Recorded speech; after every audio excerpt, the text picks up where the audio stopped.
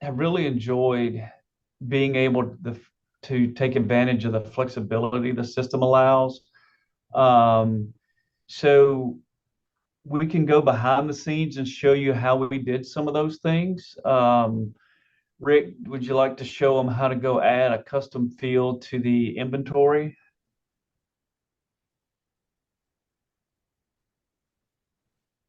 Yeah, I can do that.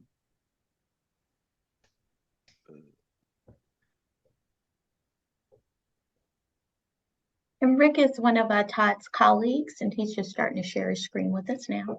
Thank you so much, Rick. Yeah, Rick is the person who Sure, actually absolutely. built it all. It was fun because he would come in and he'd be all excited. Hey, look what I made it do. And I'm like, that's awesome, but that's not really what I need to happen. But stick that in your pocket because we'll need it somewhere. And so he worked really hard. He's the one that built all of this. I just said, make this happen. And he would go figure out how to do that. I'm the one that bugged Chris tremendously also. He was a wealth of information, and quick to respond. And like Todd said, we did have to build this from the ground up, and we couldn't do that until we found out from everybody in the department what they wanted. And we did use the old system, like Todd said, for years, and like an IT department that is stuck using on a system that they like, having to switch. But once you figure out what everybody wants and you start building it, learn how to build it, they grew to like it and be respectful of it and appreciate everything that it can do as well. Todd was talking about going to add custom fields over in the inventory part of it,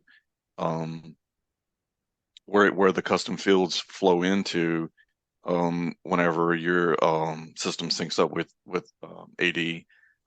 Our AD did not have anything to do with printers. I think other people might have their printers posting, but we had to actually create, like Todd said, the different fields for it to include those for Epic because they wanted them. The Actually, I can show you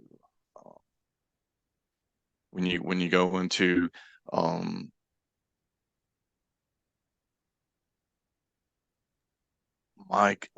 custom fields I wanted to show were for the drop downs and Go the to settings. reports. Yeah, for the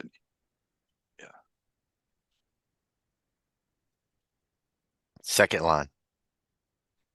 Up top. Very up top. Custom fields. You haven't been there in a while. There you go. Thanks, Chris. I hadn't been there in a while. Todd's the one that's been doing most of the stuff for the custom fields here. So what we did was we had to create these, and then you go over to CI. CI. Right there. There you go. And then Todd talked about the document scanner, and this is where I had the pleasure of including all these. I think Todd did some of them too. But we knew that these are the only brands of scanners that we use here, and it, like Todd said, we made the default go to none. The app on the handheld was tremendously helpful to everybody. That was an all hands effort to get this information Epic when using this. Also, what was helpful for too is using the camera to scan in the UPC scan-in barcode for the desktop models and stuff. It made it, that was a huge help. But you can add many different custom fields for that, and